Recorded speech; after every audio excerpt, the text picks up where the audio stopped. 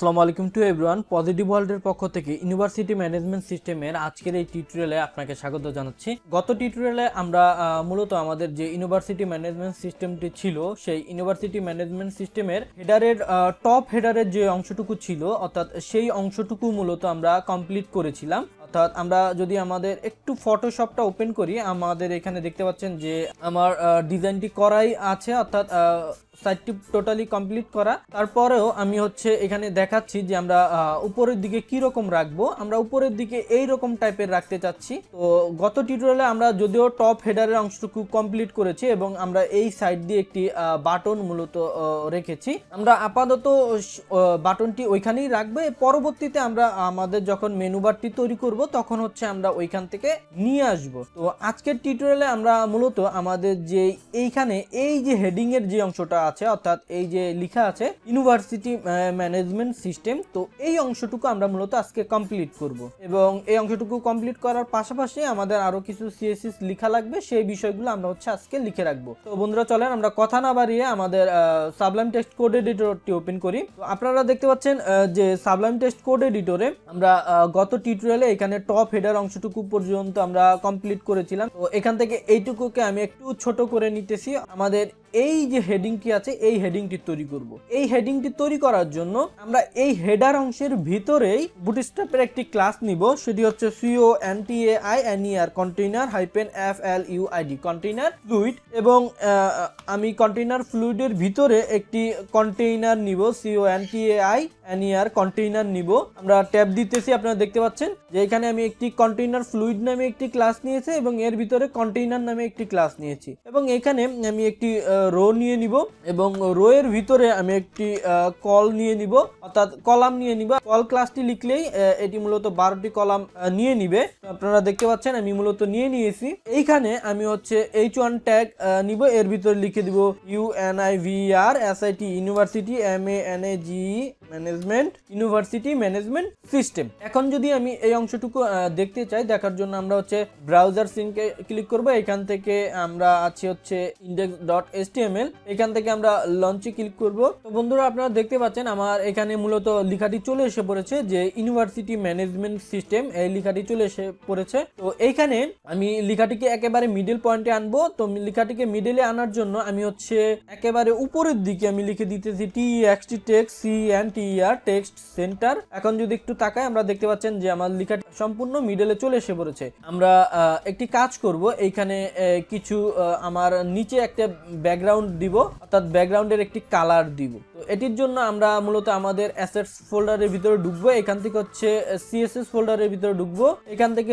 Keyboard থেকে Alt+Shift+2 press করতেছি এবং এইখানে আমি এখন style.css একটি ক্লিক করতেছি। তো গত টিউটোরিয়ালে আমরা মূলত এখানে ডিফল্ট ভাবে আমাদের কিছু CSS আমরা লিখে রেখেছিলাম, এই অংশটুকু পর্যন্ত আমরা মূলত তৈরি করে রেখেছিলাম। তো আজকের এই টিউটোরিয়ালে যেহেতু আমাদের ব্যাকগ্রাউন্ডের কালারটি একটু চেঞ্জ হবে, অর্থাৎ ব্লু টাইপের একটি কালার হবে, সেক্ষেত্রে এখন আমরা CSS এ কালার আমরা একটু ভ্যারিয়েবল তৈরি করে নিব। তো ভ্যারিয়েবল তৈরি করার জন্য একটি কোলন সাইন দিব, এখানে লিখবো RWT রুট এবং সেকেন্ড ব্র্যাকেট শুরু শেষ করব এবং এর ভিতরে আমি এন্টার দিয়ে দিব। তো CSS এ ভ্যারিয়েবল তৈরি করার জন্য মাইনাস। তো প্রথমে আমি যে কালারটি নিব সেটি THEME থিম -COLOR কালার, এবং থিম কালার আমি নিয়ে নিলাম। তো এখানে এটিকে আমি আরেকটু কপি করে নিলাম। এবার আমি লিখলাম DARK ডার্ক কালার এবং এটিকে আমি আরেকটি Ctrl+Shift+D দিয়ে নিলাম। আমি এখানে লিখলাম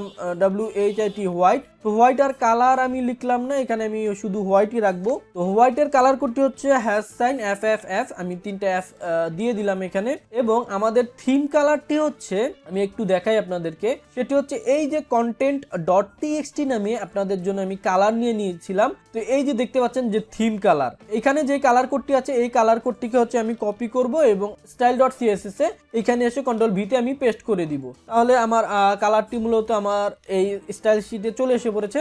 এখন হচ্ছে ডার্কের যে কালারটি ছিল এটিও আমি কপি করে এখানে নিয়ে আসব।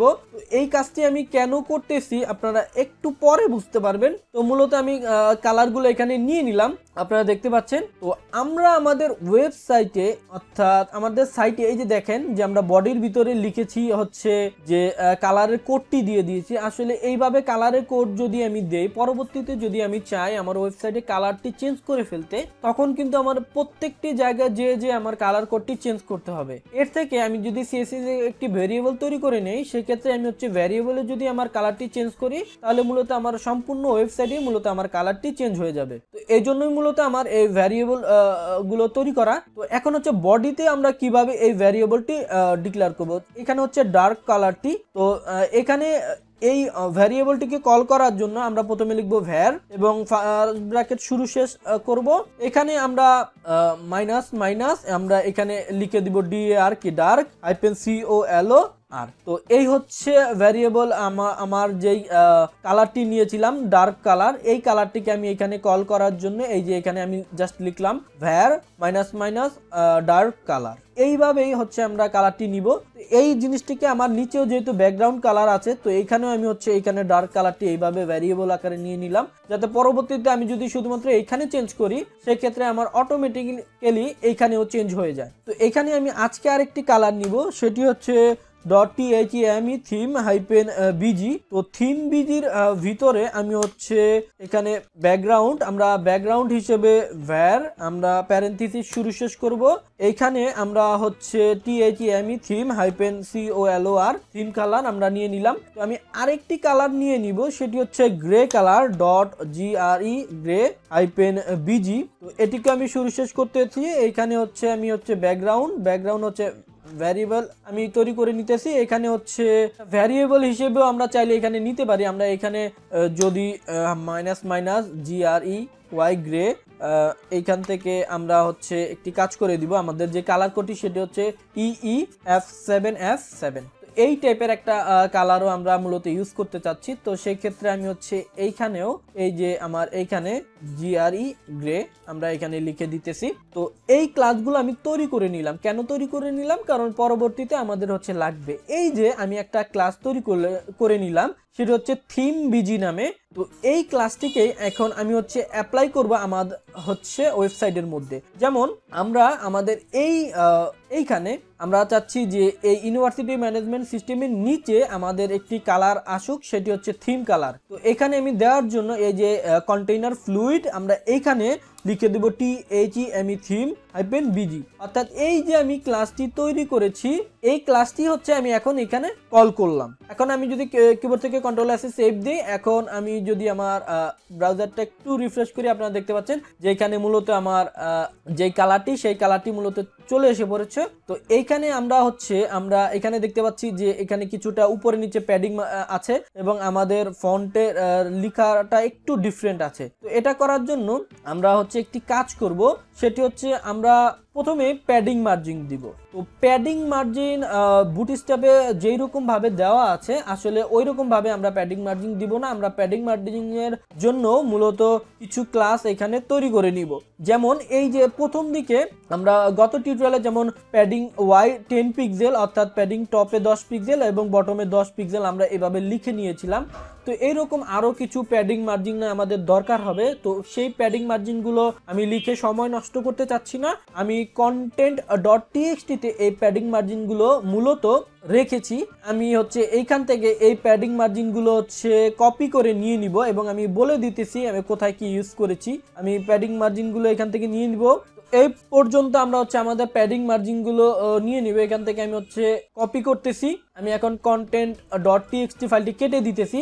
আমরা প্রথম CSS টিউটোরিয়ালে এখানে প্যাডিং নামে একটি মার্জিন নামে একটি ক্লাস নিয়েছিলাম। তো এইখানেই মূলত আমি আমার যে প্যাডিং মার্জিনগুলো আছে এখানে আমি Ctrl+V তে হচ্ছে পেস্ট করে দিতেছি। তো এখানে অনেকগুলো আমাদের সিএসএস হয়ে গেছে আপনারা দেখতে পাচ্ছেন। তো এখন হয়তো চিন্তা করতেছেন এতগুলো সিএসএস লেখার মানে কি আছে। আসলে আমাদের ওয়েবসাইটে বারবার এই প্যাডিং মার্জিনগুলো নেওয়া দরকার হবে, তখন আসলে বারবার এগুলা দেখার চাইতে একবার আমরা লিখে নিয়ে পরবর্তীতে আমরা চাইলে ইউজ করতে পারি। তো আমি মূলত সেই কাজটি এখানে করতেছি।